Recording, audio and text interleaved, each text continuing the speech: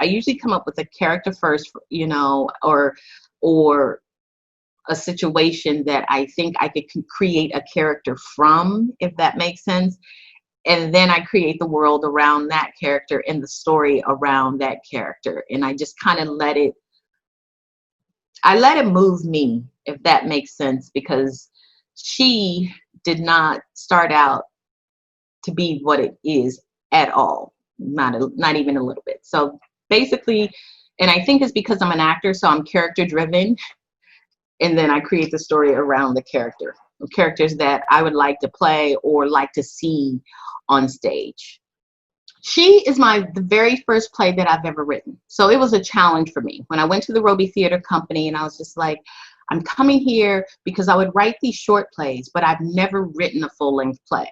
And I need to learn how to do that. I need to understand what that is. And so I know she originally started out as a play about gender, and is a play about gender, really, because I knew these twins, one girl, one boy, and the mother of the twins seemingly favored the boy. She coddled him, and she was very harsh on the girl. And I could see that the girl saw that, and I could see that the girl was slowly becoming masculine, or whatever I don't really like to say masculine, but taking on what we considered in society masculine qualities, starting to dress a certain way, starting to act a certain way, starting to, because, you know, as a child, we all want to please our parents. And I was just like, oh, you know, she would rather be anything but female in order to get her mother to love her. That is what I saw. So, and then I started thinking about what it is to be female in this world. I'm a woman. I'm a, you know, and all the things that we go through in society, just being female. And so I was like, what is it to be she female, you know, and it went from there. And it turned into a totally different place, because when the dramaturg was tearing up my work, not tearing it up, he was helping me construct it. I shouldn't say tear it up.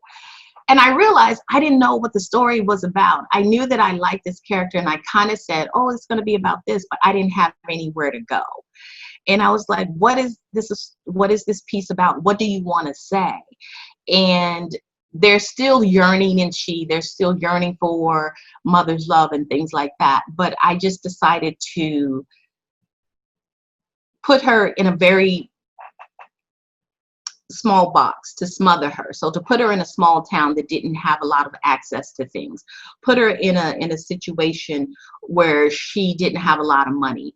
All these boxes, all the things that I probably felt as a female, a lot of boxes of saying no, of how you look and how you this, and all those factors that hinder us. And to see if she would strive, to strive and thrive anyway. And what does that mean? And so for me, that's what it ended up being about. And I have a program. I started a program. I volunteer a lot. So I started a free program for teen girls in foster care and low-income teen girls called the Girl Blue Project.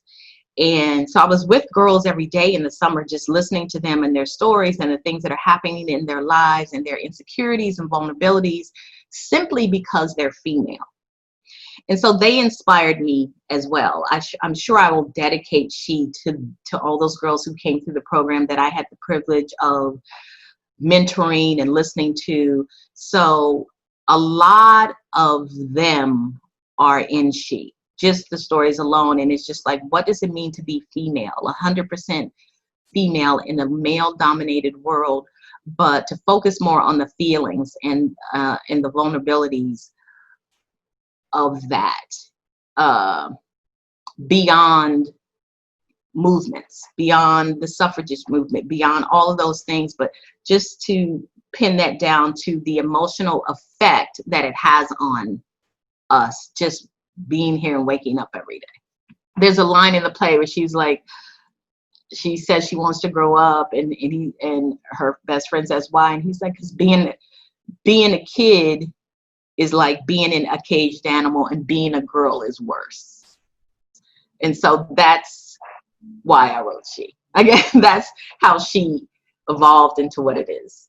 It's a coming of age story, I would say. It's about a 13-year-old girl growing up in a small, very small, like factory town, to a single mother. Her father has passed, and her mother is focused more on men. Her mother is the most beautiful woman in town, and she is just that young, smart.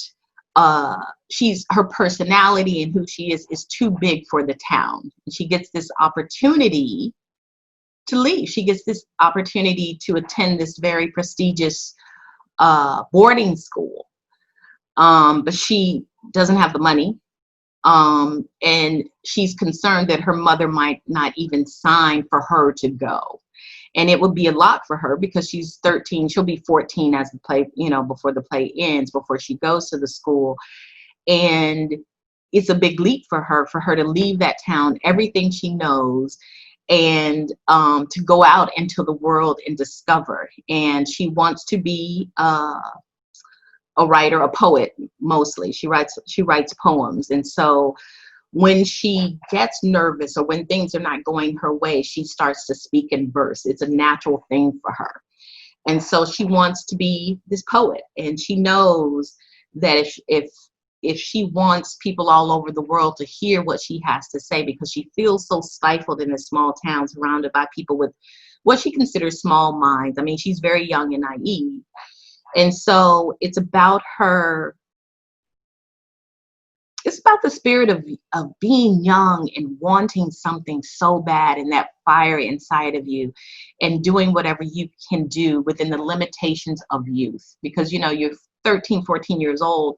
You can't just say, I'm going to this and I'm going to, you need money. You depend on other people. And so she grows up in that summer. She basically, there's a lot of things that happen to her, and she grows up and she realizes that dreams cost, I guess. And there's a line, it's like, and sometimes you don't always pay with money, and so it's very much a coming of age, I think, piece, but it's about dreams, and it's about yearning. It connects to, I think, people on a cellular level, because we all want to be fulfilled in, or finding our purpose. And even for me, I didn't really find it until late in life. I thought I did, but I didn't. I think not late, I guess it's not that but I didn't find it at 14. I didn't know, what I wanted to do. I didn't have this desire. I didn't want something as bad as she wanted something. And so that's what it's about. The reason why the Latino Theater Company wanted to do a sneak preview for She was something that we were talking about earlier. Because of COVID, of course, it got, postponed. And so this was supposed to happen in June, and it didn't. We had the budget, we had the actors, we had everything. It didn't because of COVID. And so the Latino Theater Company had called me and was like, we want to kind of do a reading of this on, a virtual reading, and put it out there. And I was like, well, I don't know if that's going to ruin it. And then we talked about it, and I was like, this will be a great sneak preview, because hearing it in this platform is completely different than when you see it in the theater. And I think it's like an appetizer. It will give you a taste of what you are going to see. So in the fact that you only hear, you don't see these characters, for me is exciting to, I guess it's akin to back in the day, I guess, when there was a radio, there was only radio. And, you see those films where people will have the family and they're all sitting by the radio and they're listening to the stories. And like you had said earlier, you create your imagination just goes wild. What does Davy look like? I wonder what she looks like. How tall is she? What is Bernice? Bernice is supposed to be the most beautiful woman in the world. What does she look like? The way that we wanted it to be more like a radio, because we didn't want the actors to be seen. So it is going to be like that. The director, Imani, she's a New York director. And I'm actually fascinated to see what she's going to do with it, because that was one of the things she was like, I don't like watching these plays where you see the actors in the box like Brady Bunch, or, you know what I mean? And she says it's distracting from the story. And I agree. And because even actually I watched, I didn't watch, I listened to this piece yesterday. They did show the actors, but it was different. They just had each one come on. But I turned it on, I was listening to it, and I was doing certain things, but I was in this piece. It didn't distract. But if I'm sitting at my computer or watching on TV and I see these boxes and I'm starting to look like, oh, I like that painting, or oh, this person, you know, I'm distracted. And I think so. Yes, and we'll see what they're going to do with it. They're editing and doing all those things as we speak, and my part of the process is done, so I'm fascinated to see what comes. But I do know that the focus is, it's geared more toward being a radio play than having the visuals, with some visuals, I think. So to me, it's almost like dangling a carrot. If it works the way we want it to work, I think it's a great way to get people to say, okay, it's like a movie trailer. I know what this movie is about. I know what it's about. I'm interested in seeing what actually happens. I'm interested in seeing these characters, or these, you know, this town, what it looks like in this period, or, you know, so. And I also think that it's a smart way to get people to come back to the theater, because theater is pricey. It's easy to watch Netflix and things like that. But people, if you're bringing your kids, even if the tickets are $30 or $40, a family that's $120, and it's a lot for the average family. People, you know, and so I think it's also a way to let people know what they're getting, because it's nothing worse than going to see a play you don't know anything about. You pay $80-$90 and you leave there going, you know. And I love theater so much that I'm always trying to get people, I'm always introducing people to theater. I'm always like, no, you got to come see it. You'll love it. It's live. You connect. The energy is different from watching a movie. The energy is different from, you know, it's like going to a concert of your favorite artist. And everybody likes stories. Everybody does. And I think that when this happens next year, it'll be something that people are looking forward to because of this quarantine. And I think that people will want to get out. And I think that this might be, people look at it differently, but I think this may be a good thing for theater, because people are going to want to congregate. People are going to want to be social with each other and see other people and experience something amazing and feel again and connect. And I think that's what theater does. And so to get a sneak preview of what you're going to see, and then to actually see it live, to see it come to fruition, to see it manifest in the way, and you're connecting, it's like, oh my God, that's what he looks like. Oh, she looks like my grandmother, or whatever it is. I think it just adds to it. I think it just makes it better. I want the audience to get out of this play a sense of belonging, a sense of inclusion. We are in a time right now that is crazy and divisive. And I've had several readings of this play. And the one thing, and I always sit in the very back and I look at the audience, and all different races, all different ages and backgrounds, because I've done talkbacks after the readings. And I'm fascinated by the fact that so many people say, oh, this is my story. I remember this woman, and she told me, I think she was in her 60s, late 60s, 70s, and she stood up and she was like, this is my life. this is my da da da da da da da da da. I'm sitting there going, wow, how, you know, I had a gentleman, he was an actor in his 30s. And he goes, I know the protagonist is a young female. He said, but I relate. He said, because I grew up in a small town and I wanted to do this and people, you know, didn't believe in me and this and that. And I know what that is. And so I want the audience to get a sense of themselves. I want them to leave inspired. I want them to leave empowered. I want them to see the humor in everyday life, and to see characters that they don't normally see, and hate some of them. Some of them they just, you know, just because of who they are, or maybe even see themselves reflected in the people on stage, regardless of what background they come from, whether they're rich or whether they're poor. We all have a yearning to want to be included. We want to be liked. We want to have a sense of purpose.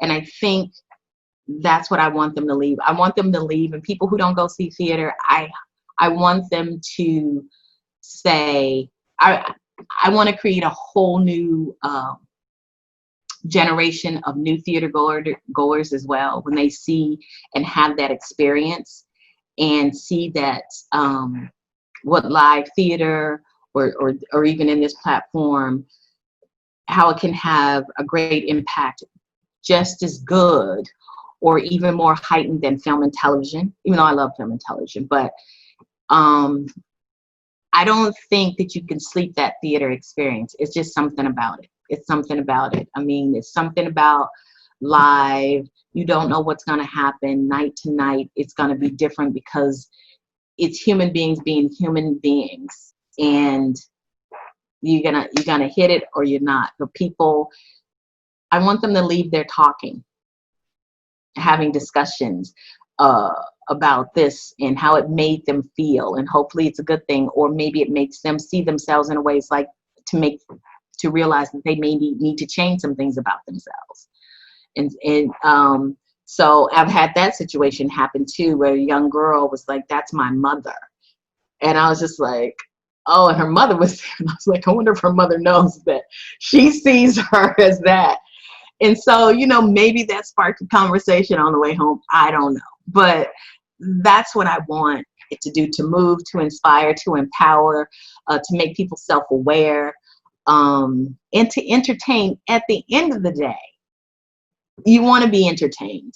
I mean, it's nice to be like, oh, this happened, and the arc of the story is this, and this protagonist did this, and you need this.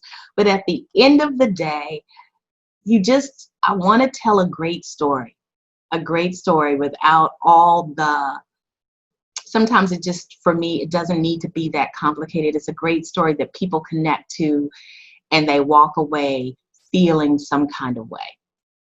They walk away moved. So that's what I would like, even for this platform of it as well. Why must current theater goers watch this? The word must, because I'm kind of free will. I don't think they must, but I think they should. I think they should, because we are all quarantined in a way. And I think that hearing this piece, I think it gives you a sense of being let free. It opens up doors it takes you places without you going anywhere. And that's why I think that this platform is great for that, because at the end of the day, the people who are not happy with the quarantine and feel stuck, this will spark your imagination, and you will go into a whole nother world while still sitting in your living room or at your desk or wherever you watch this. And so that's why I think I think it's good for your soul. And if you must watch it, this is this is something that will do that. I really do believe that. And like I said, we're in a very unprecedented time, I guess. This is so new, this whole situation in a modern world. And so in order to cope, everybody wants to get out, get out, get out, but you can't. This is the best way to get out. This is the best way to get out of the world that feels cramped and crowded. This is the best way to have your imagination take you somewhere and to listen and to feel and to be empathetic and sympathetic and all those emotions and to be angry through this platform, through theater. My name is Marlow Wyatt, and I'm one of the newest playwrights that has the world premiere of She at the Latino Theater Company coming in 2021 post-COVID. And if you want to be inspired, or get out of quarantine without leaving your home and experiencing a world outside of quarantine, come see, come listen to, click on, watch, follow the Latino Theater Company and listen to my play, She. You'll be very, very glad you did. I promise you that. That's a guarantee.